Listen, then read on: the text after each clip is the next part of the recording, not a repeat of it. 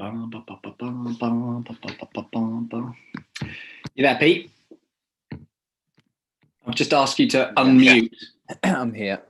Yeah, I'm here. What's your? Have you your camera on? Yes. Do you need to turn your camera on or? No, I'm good. You had the same tune as me. Yeah, Pete. Just ask you to unmute. Right, I've muted myself on there. We are live on YouTube. I think we're all good. Okay, you all good, Pete? Yeah, although I can't seem to. I can't. Yeah, you have to start my video. Oh, do I have to start it? Yeah. Make host. I'll make you the host. Ooh, that could be risky, couldn't it? Yeah, don't do that. I'm making the host. Oh, that's risky, actually, isn't it? Wait, I know. I'll make you the host, Pete. Yeah, I am. Yeah, there we go. I'm the host now. And then you just hand the host thing back over to me when we're done. Okay. With and you're leaving, and then we're all good, aren't we? Yeah. I've no idea how to do that, but turn this down. It's all right. Technical glitches. God, you'd think I'd know what I was doing on this, really, wouldn't you? Right. Okay, we're good. Right. First off, to anyone who is listening, Pete, you're on the Lattice channel. I know. You don't turn it into a wideboys channel. No. We've got to be really careful. I've got to be professional now. You know, this evening. Yeah. Yeah, entirely professional. None of I'm looking around me, and there's just fancy dress costumes from the other evening. I know. I've got mine behind me, and I had to clear them out because there's too much fancy dress. I thought, no, I can't have this in this one as well. No. Stick to training. We're on training. Yeah. Training mode. Yeah. So I know most people actually will not be expecting whatsoever that you're on our live this evening, and you've kind of just popped in as a special guest this evening, surprise right at the end, and I thought it'd actually be pretty cool to just talk to you about the type of fingerboard work that you're doing at home at the moment. And then also the stuff that you've done over the last, I suppose the last year or so in terms of lockdowns and kind of training that you're doing at home and what you found worked well, really. Yeah. You just want me to just go through some of the stuff I've been doing and tell us a little bit about what you've been up to, why you've chosen it, what's been working, what's not been working, what your setup's like. Yeah, so I guess I'll start with the setup. I've got a very, very basic setup. I literally have like a panel just hanging off the beam in my bedroom, and it's just got a Beastmaker on it.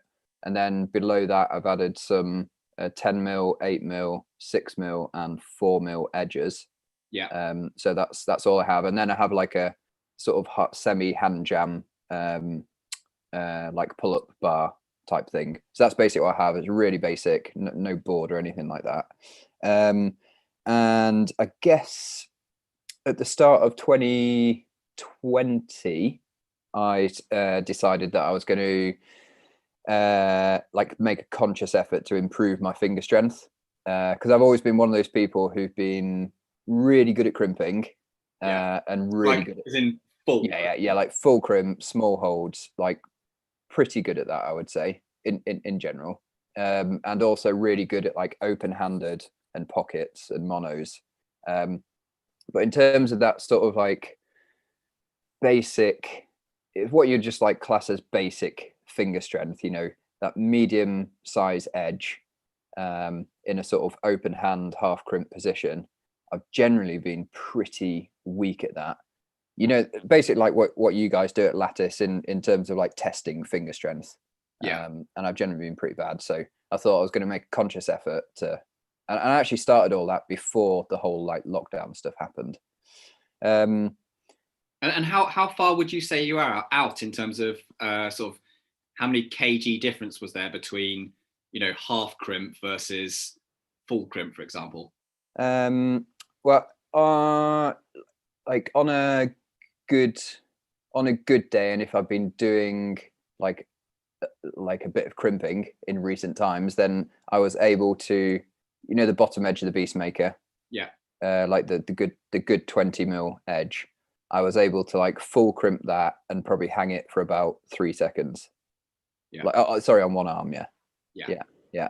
And then on like 3-finger drag, I was pretty decent on that, and I was able to probably do, like a body weight hang 5 seconds or something on a 3-finger drag. But in terms of like holding it in that open hand position or half crimp position, like there was just no chance. I was probably 8 kilos off, maybe 7 kilos off, like a fair way. And that was on like the Beastmaker edge, not even the Lattice Edge, which is a bit worse. And then I've just been like gradually working on it. So in the past, I have actually done quite a lot of single armed hangs, and I felt like I got to a certain point and then I was never able to improve anymore. But then this year I sort of mixed it in with some double arm hangs, but just increasing the weight. So just like like getting the weights out basically. Like ramping it up. And I actually did quite a lot on the bottom 2 edges of the Beastmaker. So I think they're like 12 mil or something, or 15 mil with a rounded edge or something, those bottom 2 edges. And I did quite a lot of weighted hangs, and I went for it wasn't like massively structured, but I went for the max hang. So I was like aiming for 5 to 8 second hangs.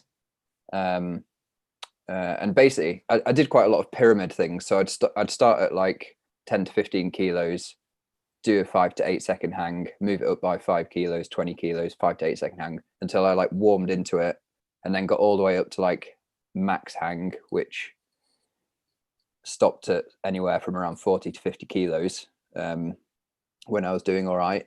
And then I did like my session on those max hangs, and then worked my way back down the pyramid again. And I've been doing a lot of that kind of stuff. So there's no like. Were you doing during that period? Were you doing a combo of both single and double arms? Were you mainly doing double arm work? No, I did a mixture actually. But so I still carried on doing the single arm stuff, which I'd done in the past. But I definitely found that when I did that in the past, I reached like a plateau, you could say, and I never actually improved. So that's when I started doing the double arm hangs, and I actually saw like a big improvement, like pretty quickly. But maybe that's just because I'd never really done that before, and I'd always been like so focused on the one arm hang because I really wanted to like be able to hang this edge, and I got so focused on that, and maybe I never actually managed to get to that point without doing the double arm hangs. It was the double arm hangs that took me over that threshold to be able to hang it one-handed. I've seen that a lot over the years. Actually, is basically a combination of doing both. They don't need to be 50-50, and they don't need to be like some special ratio. It's just coming in and out of that combination of the two and using a mixture of it. I think basically if you just do single arm work, or you just do 2-arm work, and you try and hammer that for 3 years, you're going to totally stunt on your ceiling on it. And it's the combo of the two that's going to be most effective. And it's also quite good because you have like little goals in 2 things to do, rather than just like banging your head against the wall trying to reach one goal of trying to hold this. When you're doing the 2-arm hangs, you're like, I managed to do 42 kilos today, and I did 40 kilos the other day, or whatever it was, and you can see like that improvement. So that's kind of what I've been doing. Have you combined it with any repeater work? Small amounts, but again, nothing massively structured. To be honest, I really focused on like very high intensity. But then on some sessions, it was more just like a sporadic thing on how I would feel. I would if I didn't feel tired enough at the end of the session, I'd like smash in a couple of repeater sets or something like that at the end. But there was definitely I was definitely purely been focusing on max, going big. Yeah. I feel like I've done quite a lot of that repeater work and that kind of stuff in the past as well on fingerboards. And again, it's like at the same time where I was doing one-armed hangs, and I feel like I just hit that plateau, and I needed to do something else. Yeah. But now I can hang the bottom edge of the Beastmaker, so things have improved. Glory hang. Yeah. I'm not giving it to you though until you can do the lattice edge though, because we know that's a lot harder. The lattice edge, I have done the lattice edge though. But on drag? No, on four finger. Ah, 4-finger half crimp. Yeah, but not like Can you see that? Not that, but with the index straight. Ah, okay. So like whatever that's called. Yeah. So not chiseled. No. That's still pretty decent actually. Yeah. I'll give you some credit. Yeah. Yeah. I've only done it once though. Yeah. I haven't tried for a while, so I'm not really sure whether I could do it. Yeah. I'll have to try next time. Next time I get to a lattice room. Last question. Yeah, go for it. Max kind of pull up work. What have you kind of your thoughts been on that? Basic pull up work. What you been doing? I go through phases on it. Yeah. Probably when was it? Back in 2017 or 18 or something. I did quite a lot of it because I was keen. I can't remember what.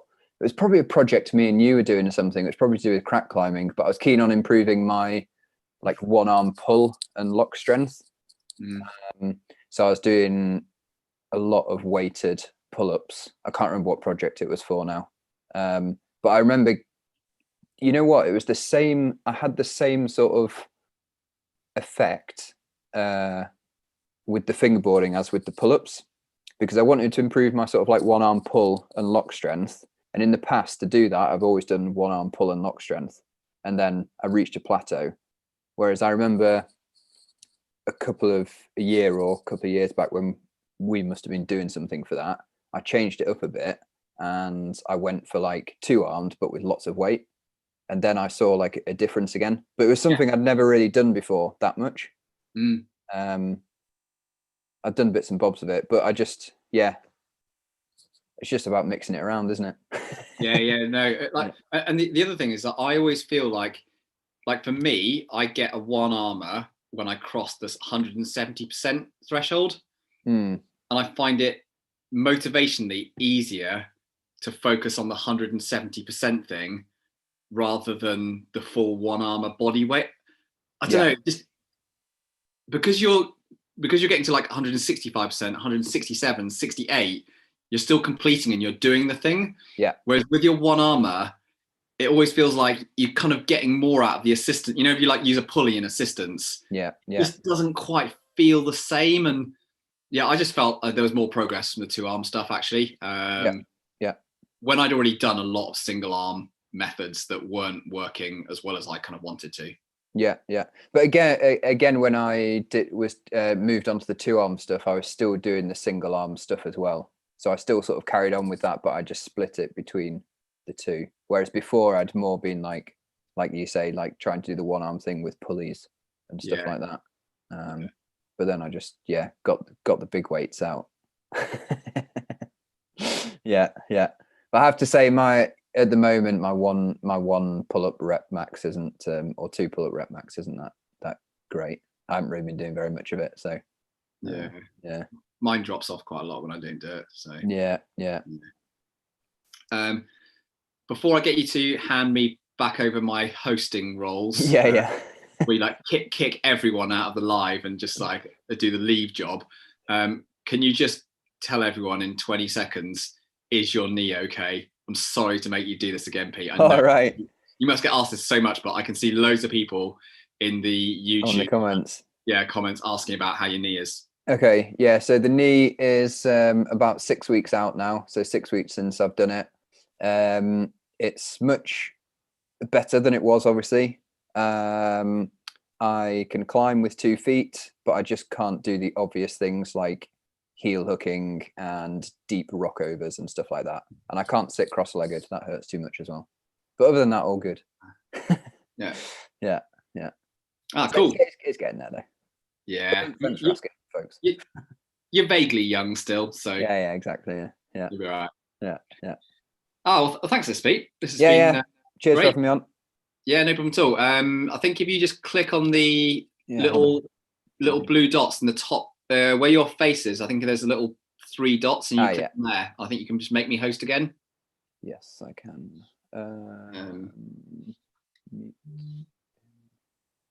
Ooh, interesting. Found it? No. Actually, probably what you could do is you could just turn your video off and turn yourself into mute and just leave it there. Could. You know who's just messaged me saying that they're up for getting on one of these lives, Pete? Who's that? Magnus. Really? Yeah. The bow? Yeah, the bow. Should we get What, right now? Good. I tried to get him on for this evening, but I was too late asking him. But he's just messaged me saying, yeah. We should, get him on. It'd be great having Magnus on for some training chat, wouldn't it? Yeah, it would. Get him on there. Yeah. I'm still struggling to work out how to do that, so I might just have to turn my video off and just close this all down. Mute and all that kind of stuff. Oh, maybe I can unmake you a panelist. Let's have a chat. Look. No, I can't. Sorry. I think I might have messed that up slightly there, Pete. Yeah. Yeah, just maybe mute and shut your jobby down. Yeah. I don't know why that is. You can't video over. Video rename.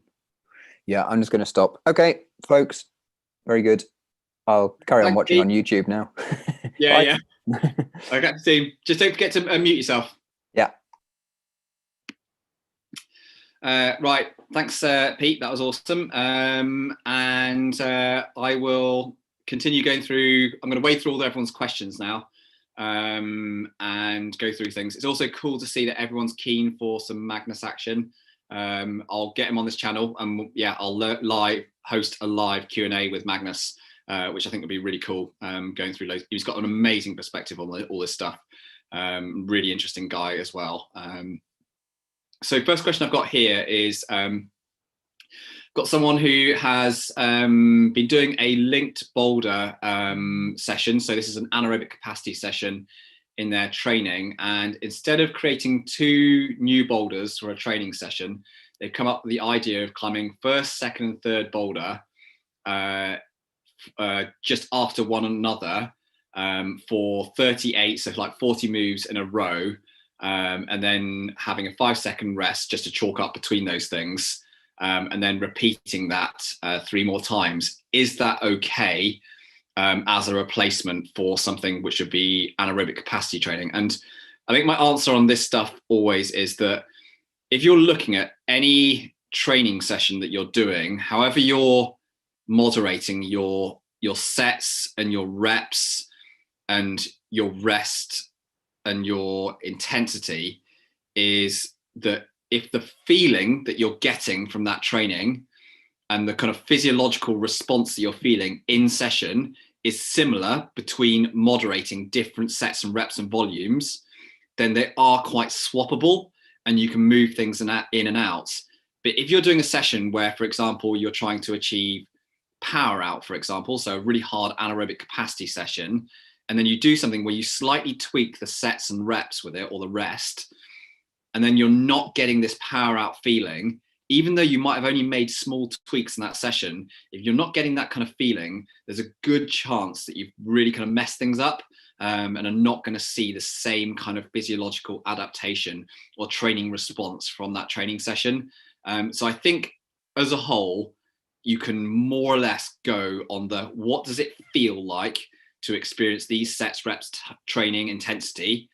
And if they feel similar, you're doing about the right thing as what you were doing in a previous session. It sounds quite basic, but I think it's a reasonably simple rule that you can stick to and will work really well. So yeah, I hope that answers that question there for you. Okay, more questions. Let's have a look. Oh, I've got a lot here. Let me just scan down through them.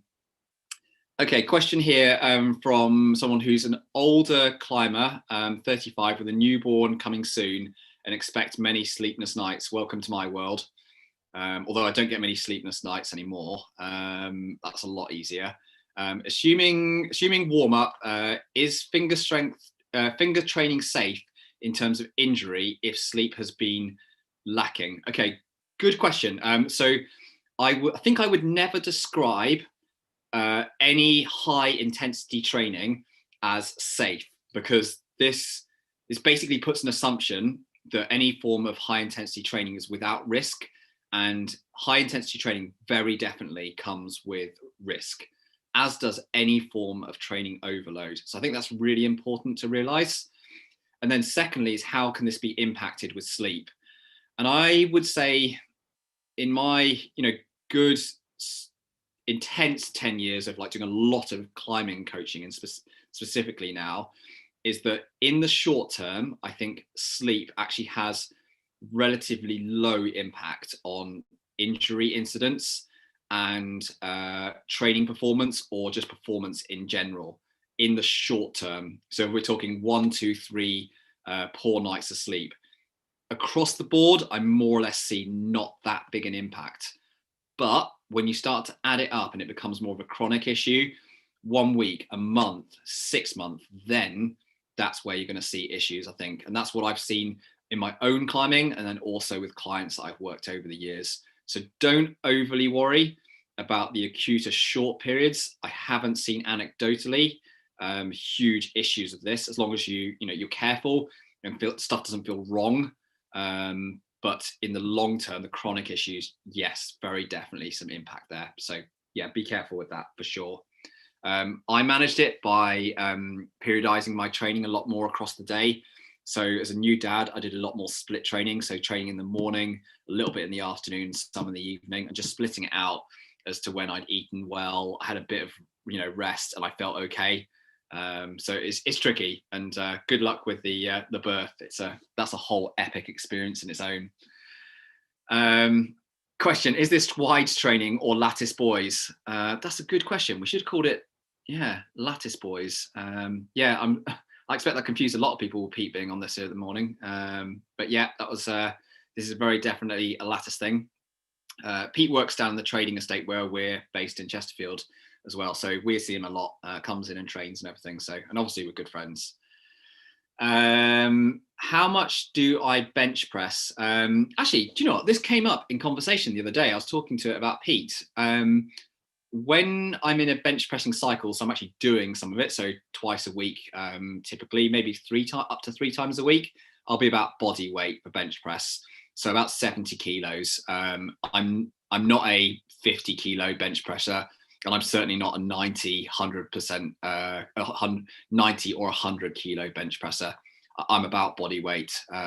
So I would say, if you're looking at climbers, anyone who is doing any kind of regular testing or a strength and conditioning regime, if they're not approaching somewhere around body weight for bench press, as a rough ballpark, I would say that's something that you do want to have a look at, really, as upper body athletes, and having a high demand on that part of our body in terms of muscles, tendons to connective tissues. We do want to be able to score or push around that kind of mark as really a bare minimum, especially for the elite. I think you can get away with it a little bit more further down the curve, but around body weight is where I really kind of start to say, yeah, we're starting to hit some decent benchmarks here. Okay, next question. How much basic strength training, non-climbing specific, off the wall, board, etc. do I do? I can talk about what I do, and then also how much I think is good for all of you out there. So there's 2 principles here. One is that we are doing a really complex, high skill It's a very technical sport, which requires a lot of application of basic strength and conditioning levels on the wall, so in sport process. So really the vast majority of your time spread way across the year, so all the way across the year, should be spent doing some kind of sport specific exercise, whether that's drills on the wall, climbing on the wall, or training on the wall. And I call the wall plastic or rock. The vast majority of your time should be doing that. I think there's going to become issues when you have a climber who is having 75% of their time doing strength and conditioning exercises and only 25% of their time across the year just climbing. Likewise, I also see an issue, and I've seen this a lot with clients over the years, is that those who are not able to get enough time on rock or unstructured indoor sessions versus their structured training sessions, if that ratio is too far out, they've really struggled to apply any of their training gains in a performance setting. So my kind of classic indicator of this is if I'll ask people, how many times a year do you get outside climbing? And if I get an answer of less than 50 days of climbing outside, I would typically say that is my kind of warning alert level, where I will be very surprised if an individual is really getting the most out of their training if they're doing less than 50 days of climbing outside across the year. So that works out at more or less once a week. If you're under that, and there always are, I mean, there's always exceptions to the rules, but broadly speaking, that's going to be an issue area. And then secondly is that periodizing your off the wall training.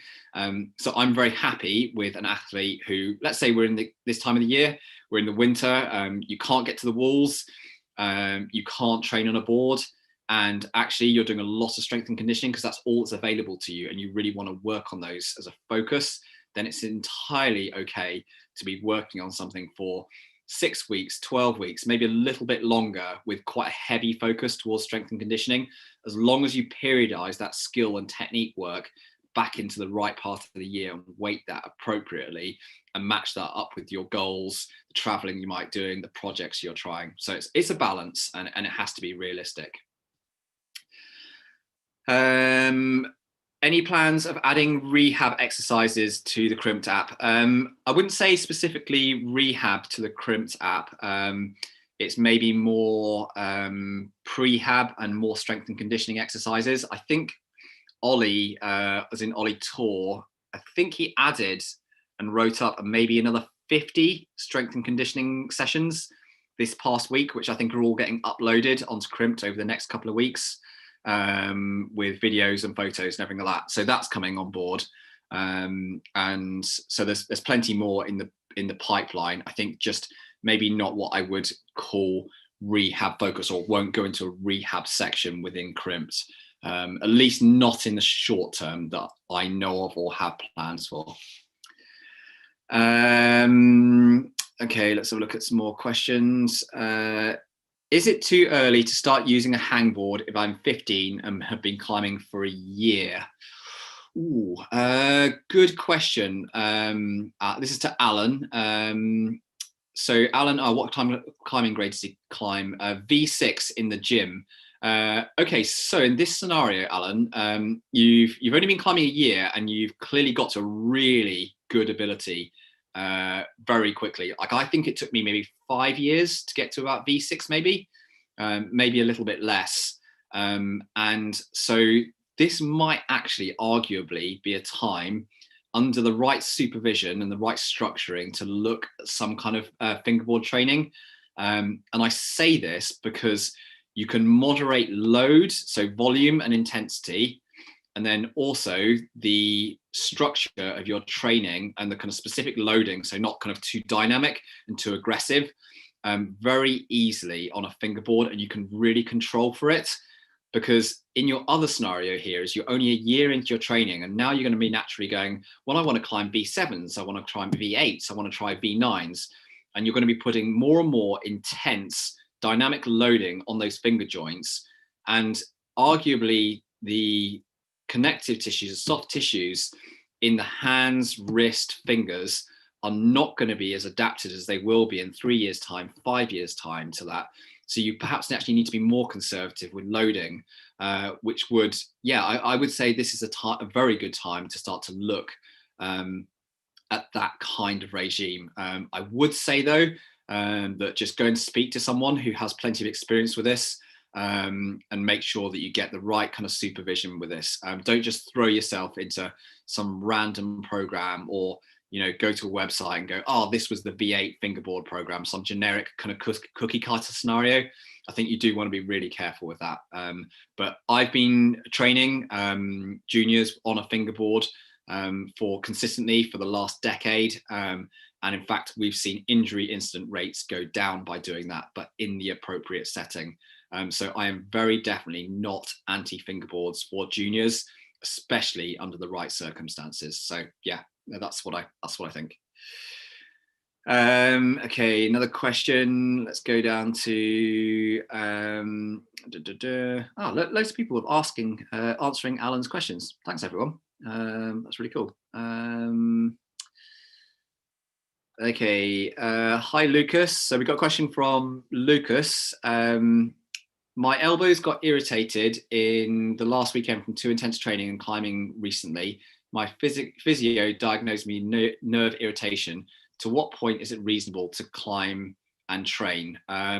So in this scenario, and even if you were my client, I would be asking you to go back to your physio and say, if your physio has seen you in person and has diagnosed something, you should be talking to your physio and explain to them the loading that you're using within your training, the frequency, the volume, the intensity, and asking to them, what do you think is appropriate for me, given my injury now, my history with this, and what do you think is appropriate? I would always tend to defer back to someone who is actually treated and seen you recently, and go and ask that person for that direct bit of advice and guidance. And then if you're working with a coach, is approach them with, this is what my physio said with my diagnosis of my injury. This is what they've recommended for me for this rehab.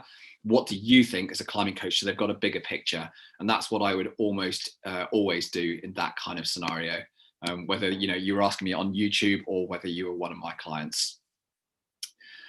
Okay, let's answer some more questions. I'm just going to say to anyone in my 365 group, Lattice 365 group, if you've got any questions that you want to ask me directly as well, feel free to ask those in the Q&A. You know where the Q&A box is, so ask away if you want anything directly answered for you as well. Okay, let's go down. Okay, so to Tim, it's always exciting for me as well, because I don't read the question before I start bowling into it. So I'm thinking, oh, what am I getting myself into? So Tim, need a bit of advice, Tom. I plateaued on 7A plus boulders outside. I train on the Moonboard quite a lot, and this seems to be showing that I need a little more power. Would you recommend a campus board? Would I recommend a campus board in this scenario? I think this is really hard to answer specifically, because I don't have enough information, and I don't know enough about you. It would be really useful to watch you on a Moonboard, see how you climb, see what means that you think you require more power. I'm going to make an assumption here that you've been on a Moonboard and you've struggled with the problems of a Moonboard, and you're finding them really hard. And you're not getting on with it very well. I'm the same. When I first went on a Moonboard, I felt like my grades went down by miles compared to outdoors. And really what this told me was that, one, I struggled to do problems that weren't essentially chosen by me. So I didn't select things to suit me. Outdoors, I'm quite good at picking rock that I think suits my style. And therefore I often feel quite strong, quite effective on those problems. So I do this sort of selection bias on problems that I try outdoors. Whereas on a Moonboard, you're just flicking through the grays and going, oh, well, I'll just pick that cool looking 7A and have a go at it. And then suddenly you get really shut down on it. So I'd say that is one element to it. And then secondly is that board climbing is often very front on. You're not able to use twists and drop knees quite as effectively. You have to stay a lot more square on. The shoulders work in a different way compared to a lot of outdoor climbing. You don't reach around arêtes, you don't push into grooves, you don't go around roofs. So it's a very basic form of climbing. So I think my answer would be, if you're struggling on the Moonboard or on any system board at the moment, transferring from outdoors, stick at that and at least see your way through a training cycle for 6, 8, 12, 10, 12 weeks on that format that you're currently struggling. Don't just go onto a Moonboard and go, I'm not very good at this. I need to go campusing and look for a different default solution to it. You know, this exercise, this tool has shown a weakness and something that you're struggling with. Dive in, get involved with it and spend some time on it. I'm terrible on a flat system board. I need to spend more time on a flat system board. I will not be going onto a campus board to try and deal with my issues of when I can't climb on a flat system board. I don't think it's the best solution. Okay, another question here. Hi, I'm wondering, this is from Adam. Hi, Adam. I'm wondering if you incorporate replica training into your base training. Okay, good question. So replica training, I am a really, really big fan of. I personally have used a lot of replica training in the past. Pete has, who was on earlier. I've seen a lot of very, very good climbers use replica training to great effect. I really, in a way, couldn't be a bigger fan of it. I think one of the reasons why it works so well is it has such a high degree of specificity. And that's why some people will struggle on the other end of the spectrum to not see results from trying training tools that have a very low level of specificity. So for example, if I take something which has an extremely low level of specificity, which might be a deadlift, for example, it's a relevant training exercise that we use within climbing in strength and conditioning cycles, but the specificity is very low. So you can't do a load of that training and expect that to play out and work well on your projects. Build and work on a replica associated with your project, and you can almost certainly be assured that this is going to have a very, very good response back into your project. In terms of how you balance that with base versus peak training, I'm a really big fan of building different variations of replicas and changing them around according to base and peak season. So I think it's good working on, in your base season, on a variety of different replicas. So let's say I have a sequence which is 8 moves on my project outdoors, and I'm going to try it in June. In January, February, March, I will build 5 replicas, which more or less represent some kind of variation of that sequence of moves. And I'll climb and train on all those through that base season.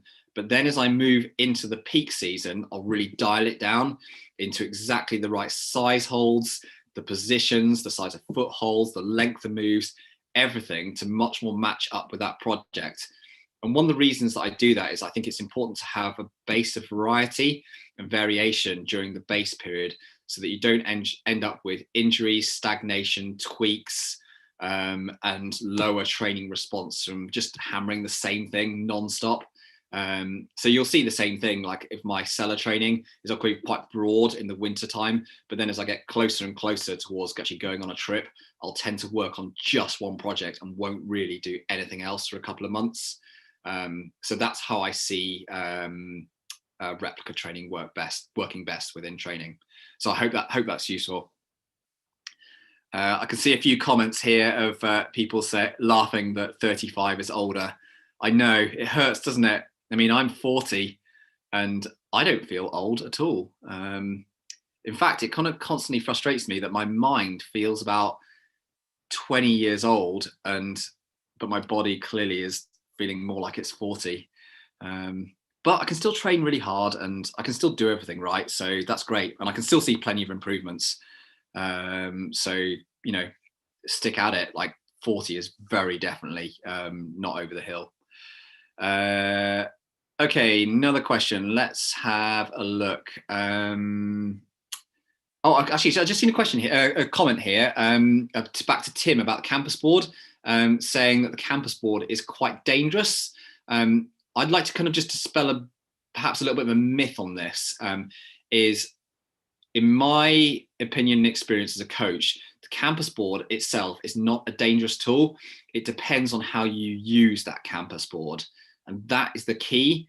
A tool itself can be easily made dangerous by setting the wrong exercises or doing the wrong things or training too much on it, too much volume, too much intensity, not enough rest, too much frequency. So I think you should always see all tools as having an ability to be used entirely inappropriately, but almost all tools can actually be used very appropriately. So actually, I'm going to say that a campus board can be a highly versatile and applicable tool to climbers further down the range, as long as you're doing the right type of exercises that are going to match up with your training history.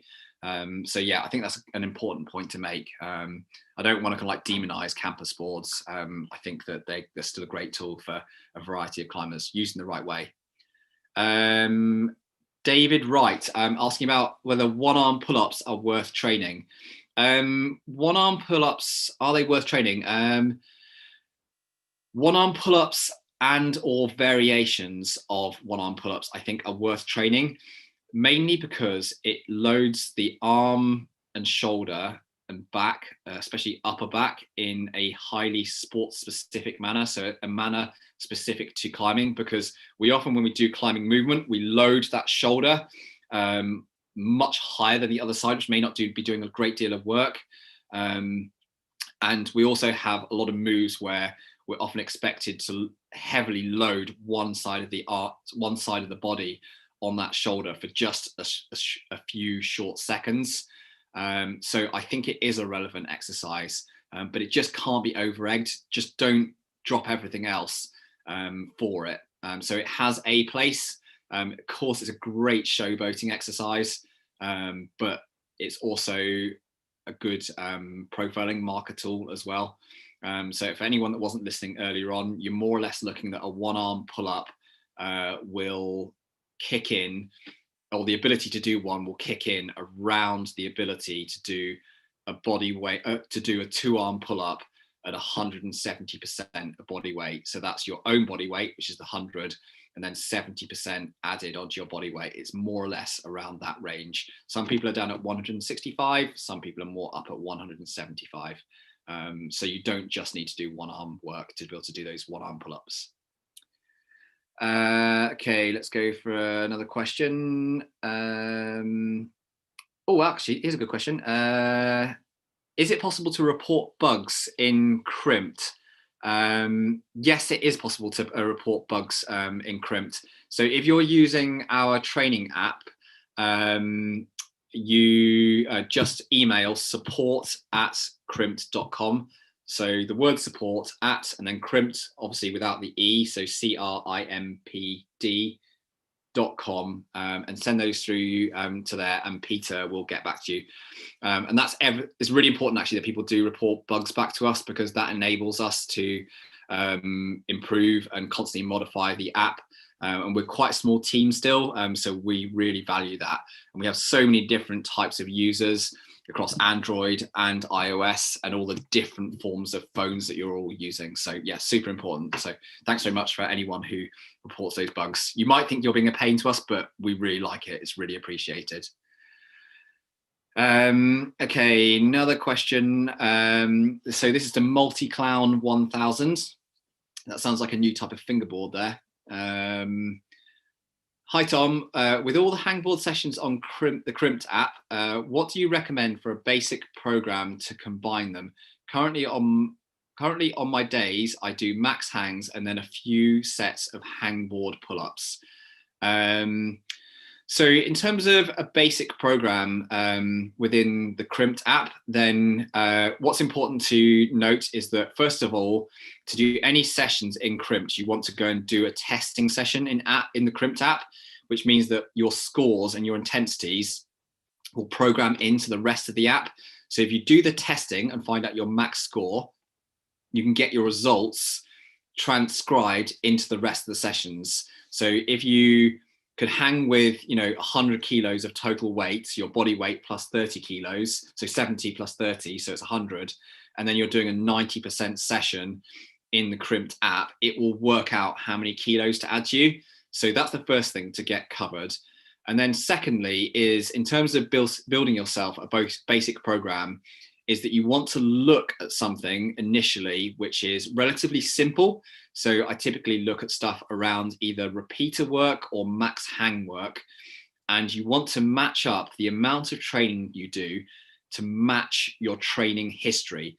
So if until this point you've only ever done one hangboard session or fingerboard session a week, then as you go into a training cycle now, you probably really only want to look at 1.5, maybe 2 sessions per week, but certainly no more than that. Don't go into 3 or 4 fingerboard sessions a week just because you're psyched and you're really keen to get training if you only did one previously. So build up slowly.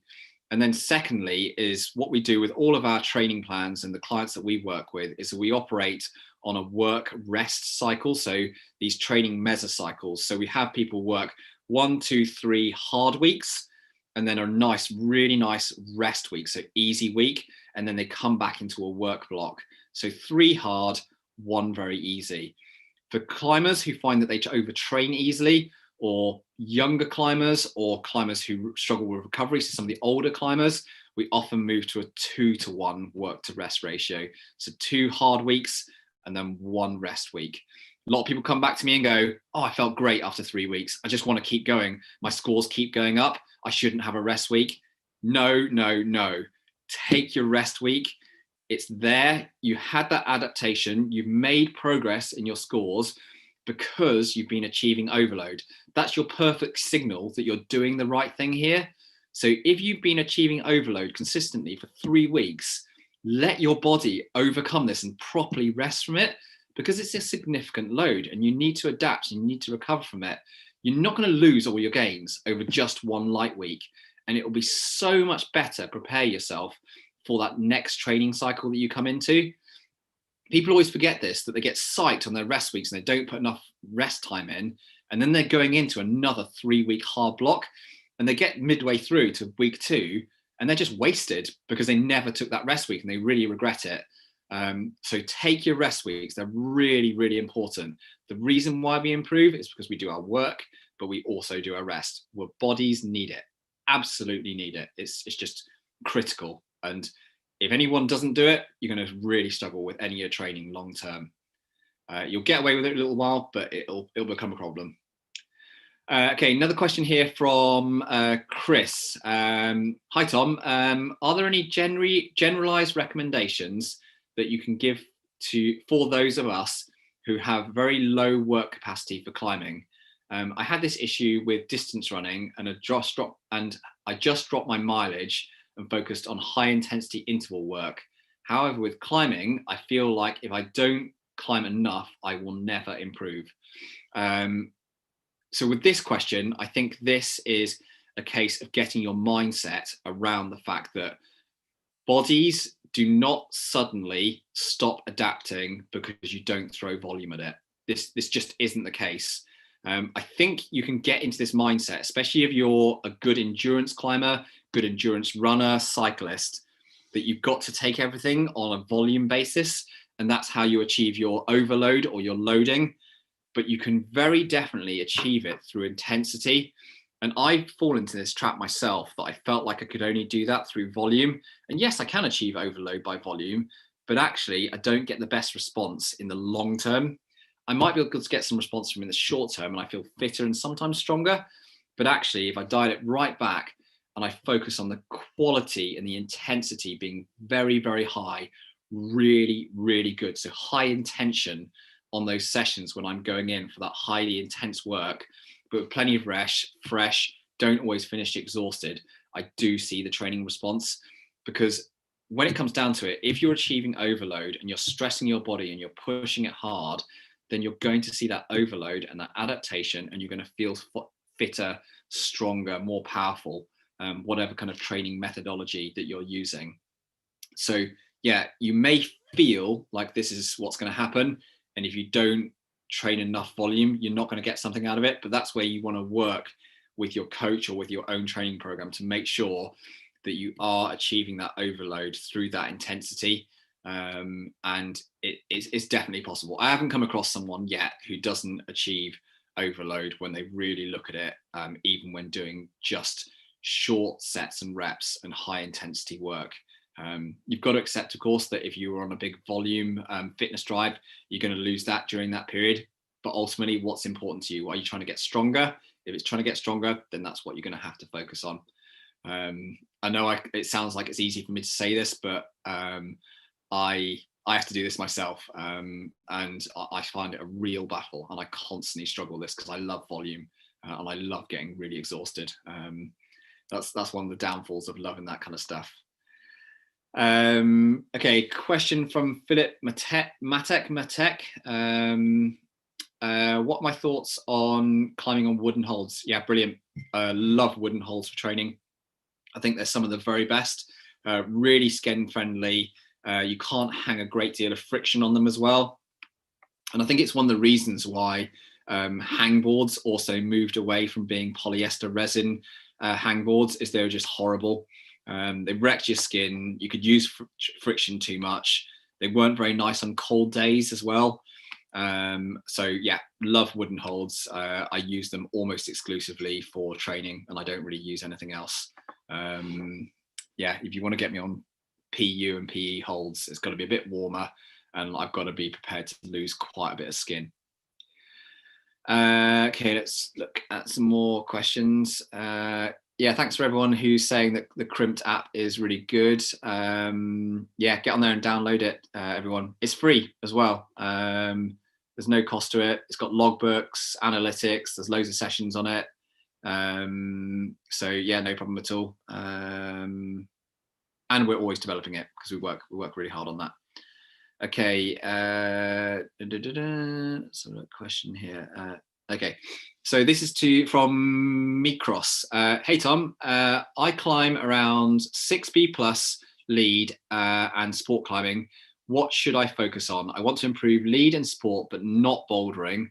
I lack strength on overhangs, but endurance and pure mindset is okay. Right, I'm going to have to tell you some hard truths here. That does not surprise me whatsoever, because you like going lead climbing and doing lots of sport climbing, and you have plenty of endurance and your mindset is okay. It's because you're practicing or you're doing lots of this stuff, which is going to promote that. So you're going to feel fit if you do lots of sport climbing. Your mindset is going to tend to be good around sport climbing when you do lots of sport climbing, but you're going to struggle on powerful, steep, intense stuff if you don't put any bouldering in there. I think it's a huge mistake for sport climbers to not do a significant amount of bouldering across the year. I'm really sorry about it, but I will always recommend. I can't think of really any scenarios where I've told sport climbers to not go bouldering. You need some level of bouldering in your life, even if it's just a small amount, or even if it's bouldering on a rope. If you're climbing 6B plus right now, go on some 7As or 7Bs on a rope and call that bouldering on a rope. If you really want to be on a rope and you enjoy that experience, but get that intensity in, you can get so much. There's so many great returns from working on the intensity elements. If you're really struggling and you just cannot hack it, then a fingerboard is your next best answer. High intensity, quality fingerboard training, and combine it with good quality bar work as well. That's your other hack, but it lacks a degree of sport specificity, so don't expect it to transfer as well as the bouldering. Yeah, sorry, bouldering all the way. And I don't even like bouldering that much, and I have to do plenty of it. So and by climbing, I climbed a lot harder when I started bouldering regularly. Had a massive impact. Okay, Delta Jack. Hey Tom, just got here, wondering if you've talked about those wonderful looking boards that I've seen flashing up in your videos and photos. Yeah, so those are our wideboys home board. If you go on our Instagram, I think it was on Instagram today, there's some photos and maybe a video. No, I think it's just photo of a really nice looking home board. So self-supported, steel frame, CNC'd, T-nutted, everything. That home board setup is made by Wideboys, and we have, I think, an official announcement on it coming out this Sunday. So just go and have a look at what Wideboys are doing this Sunday, and you'll be able to see the whole home training setup on there. So yeah, glad to help that question. Okay, let's see. Okay, I got loads of questions down here. Right, I'm really sorry. I'm gonna skip a little bit because they're piling up. Okay, Tabby Tops. I've recently taken up yoga for the purpose of bettering my climbing. How much does yoga help for climbing? I think it depends on the form and type of yoga you're doing and the intensity element of yoga that you're doing. The more that you can have active work within the yoga rather than any passive work in it, so too many mechanical holds on yoga, whereas if you can have a lot more passive stuff, so you're actually using strength, conditioning, fitness element, I think that's really good for climbing. And how much it will impact back into your climbing depends on how immobile or how, I suppose, in a way, how good you are at yoga as a climber. So if I was to take any particular climber, run them through some yoga sessions, and they really struggle with basic yoga sessions, then I will tend to say, yes, I think you could probably see some significant benefit from doing some yoga work in your climbing, especially if it can be reasonably intense and broad in the full range of motion and across the whole body that you're working. If, however, I have a climber who comes to me and I run them through some yoga sessions and they find all of them really easy, they rinse them, they're just total yoga pro, I'm going to say very, very limited improvement that you're going to see back into your climbing. You're already good at it. Climbing is not yoga. Yoga is not climbing. So I think that would be my approach that I tend to take on this. And this comes from someone who, you know, I put yoga sessions into a number of my client sessions. I'm a fan of yoga, but in the right kind of athlete. If I have people that are extremely mobile, very experienced yogis, who do a lot of it and have a big history of it, I won't typically default to that as being the focus or the primary form of training that I would have them do. I would defer to something else. So yeah, that's the approach that I take on that. Okay, hope that is helpful. Okay, let's see another question. From McDurbus, aka Milan. I have a strong half crimp, or at least I think so, and I can one arm about a pad, I'm guessing one arm a pad, and I climb route 7A plus, but I can't hold 1 or 2 finger pockets very well. Should I actively train pockets?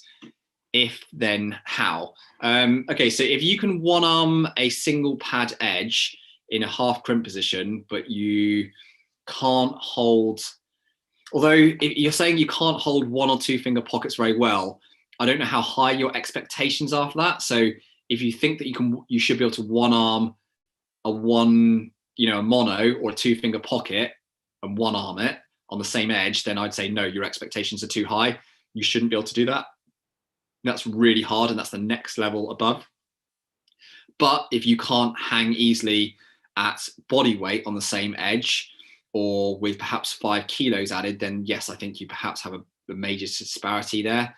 And the methodology on this has to come back just down to these basic principles of overload, structured training, building in really slow, steady and easy, having your work periods, 3 weeks on, 2 weeks on, then a rest period, deload, then come back into those work cycles. It's really not any more complicated than any other form of grip position training. It has a degree of specificity and you have to address it in a relatively specific manner. I do think with mono training that there's a bit more nuance to it, and I think it's probably a bit beyond this Q&A. I think it's getting a bit too detailed, and it's sort of thing that I would probably maybe run a mono workshop for, I've done a lot of that over the years, and I think it definitely has a lot more complexity to it.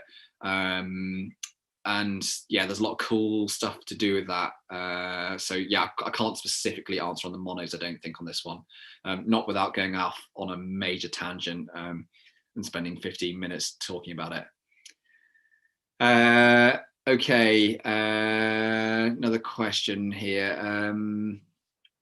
I train 3 days on a board, but as soon as I try and climb 4 sessions, 2 days on, I immediately begin to dig a recovery hole. As a psyched 40-year-old where recovery plays a role, what would you recommend? Okay, so I train 3 days on a board. So as soon as I try and climb 2 days on, so I think what you're saying, so this is to nobody knows, is that you're struggling to train 2 days on and 1 day off. So as a coach, I would be saying, why do you feel like you need to train 2 days on and 1 day off rather than going 1 day on, 1 day off and repeating that? If you're seeing training response and adaptations from using that, regime and going 1 on, 1 off, and it's working, then stick at it. I mean, it works. There really is not much reason for changing something up if that's working. If, however, you're struggling to make changes, then you may look at that, bulking of 2 days in a row.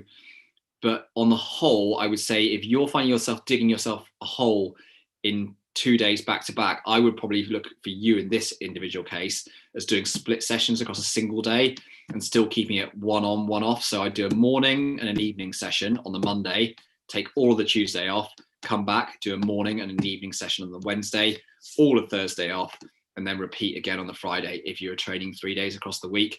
It sounds like 1 on, 1 off works well for you. If that's something that your body likes, it's happy with, I tend to say to stick to something if it's worked well. There's not a great deal of reason to really switch things up unless you're stagnating or things aren't working.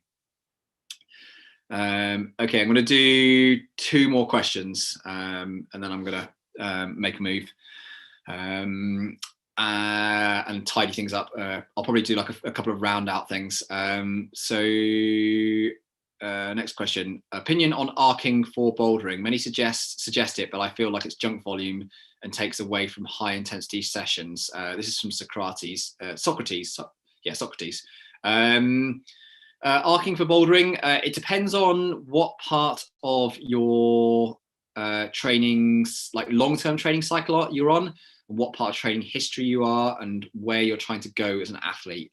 So I think if you're trying to build yourself a long-term career, especially if it's in the higher end, so the higher performance end of bouldering, then I think it has a lot of validity, applicability within bouldering, because it basically builds up the density within your trainings, the amount of volume and intensity. It's a way of increasing training load, training density across that whole year and putting more in to essentially make yourself more robust as an athlete further down the line for the subsequent years. Because what happens is over time, it becomes harder and harder to achieve overload. And to achieve overload, you need to put more loading into your training cycles. If you're going to put more loading in and you have not much of a basic pyramid of a lot of training density, so lots in your training, then it's easier to either get injured, not recover properly, get overtrained. And so that's where I encourage this volume aspect into your training. And I think it's good for building long-term athletes. Yes, you can get away with it and you can not do it, but the very best boulderers that I've climbed with, trained with, seen compete, worked with over the years have got a pretty good amount of volume in their training history over the years. Actually, some of the very best were ones that were juniors and did a lot of route climbing in their junior years and got a lot of volume under their belts, and then transferred into bouldering specialization after 18 or so, and that worked very well for them. Okay, last question. If you have the chance to train 7-7 and do double sessions every day, what would you do most? Fitness, strength, or power endurance? If you had the chance to train 7 days a week, I'd be resting. That's exactly what I'd be doing. If I could train and do something to do with climbing 7 days a week, I would be resting the most. Yeah, 100%. Like, if you gave me complete freedom in my life, I didn't have to work, I didn't have to do any of that stuff that's outside of my climbing and training, I would put such high quality into the parts of the week where I'm training, but the rest of the time I'd be putting in, and it would be the majority of my time, it'd be really good quality, active, resting, flexibility training, visualization, watching videos, looking after my body, eating, sleeping, recovery, because that's what you need if you're training really flipping hard and you're doing 7 days a week. I think that's absolutely key. Rest, rest, rest. Too many people are doing too much training and never resting. Especially with loads of people getting more into training now and being really psyched for it. Okay, well, I hope that has been really useful to everyone, and you've enjoyed this Q&A session.